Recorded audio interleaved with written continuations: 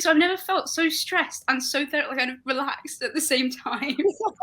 Then you haven't sat next to Devin long enough, because he stays stressed almost for the entire game. Curling now enters the Sports Weekend spotlight.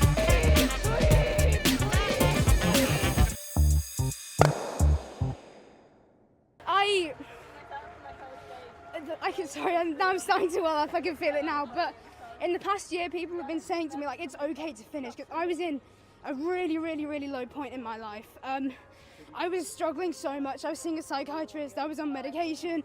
It's been one of the hardest years of my life. People have been saying, like, it's okay to finish. It's fine. You don't have to carry on. And I said, I am not finishing this way. It is not going to end this way. So I can walk away, and even though I didn't medal, I can still say that I ended on my own terms. I went out the way that I wanted to. Sorry, I know this is quite emotional, because because there have been so many times when I remember saying, if I have to crawl to the block on my hands and knees, I will do it. And I'm just so proud of myself for getting this far, because I've been in agony this whole year, and this is a story of triumph. This is not a story of defeat. I am so proud of myself for getting this far, and this is just showing people that what threatens to weaken you will not conquer you. You will overcome it, and you will end on your own terms. You are in control all the time, and I proved today that I am in control of when I finish. I am not being told.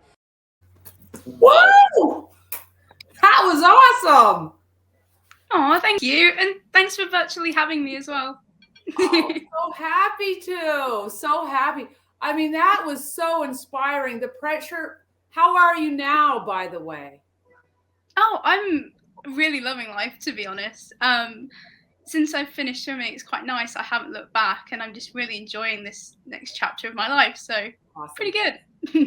And I can tell you, I have a front row seat to Ellie in action here, and she's absolutely smashing it. Ellie, tell us what Channel 4 is doing, because what you're doing has set a new standard in broadcast. Well, yeah, I guess ever since London 2012, we've been able to cover every single Paralympic Games. And for this Games here in Beijing, our presenting team is an all-disabled presenting team, which I think is pretty cool. Although I'll say I didn't actually realize that when I saw the list.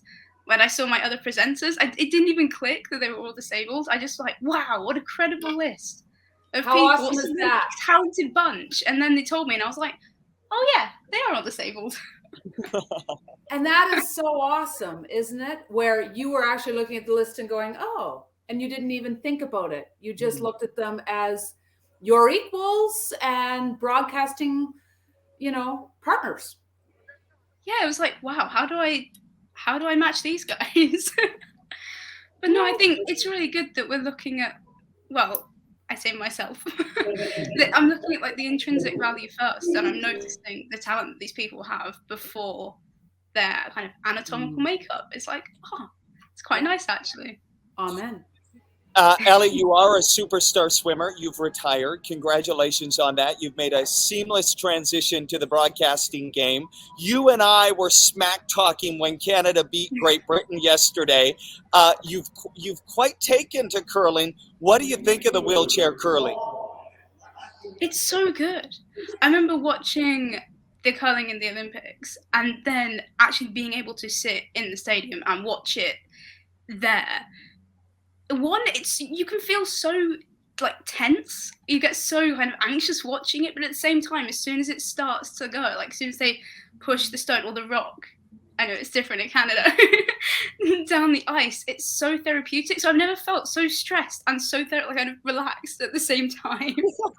Then you haven't sat next to Devin long enough, because he stays stressed almost for the entire game. Tell me about the Paralympics, though, and a special place in your heart, but how do we raise the bar for it other than every 4-year quadrennial?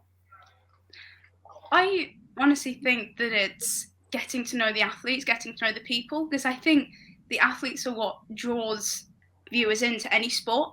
I think if you take one example, like I'm a huge fan of F1, and recently they've had a Netflix show, you get to know the drivers behind the scenes, and loads of people have been drawn in just by getting to know the characters and the athletes. And I think if we can do a similar thing in Paralympic sport, then that's really what's gonna, like, you come for the people, you stay for the sport, the rivalries, the competition. And I mean, that's just my opinion, but No, it's so true. Yeah, absolutely. Ellie, any last thoughts as we move on to the next guest? Any last thoughts about your experience here in Beijing and what we should look forward to the rest of the way? I think you're coming back to the curling because you're hooked now. yeah, to be honest, I'm just happy to see Canada doing well in the curling.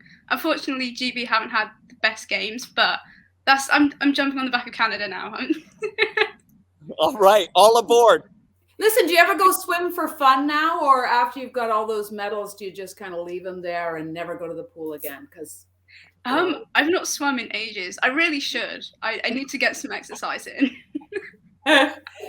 especially you need exercise when you're in the closed loop of Beijing. That's what I found. I was just always on a bus or sitting at curling. So Yeah, one of our producers has just been trying to book in the gym, and each day it's like, no, I've missed that slot, missed that, and it's just bless him.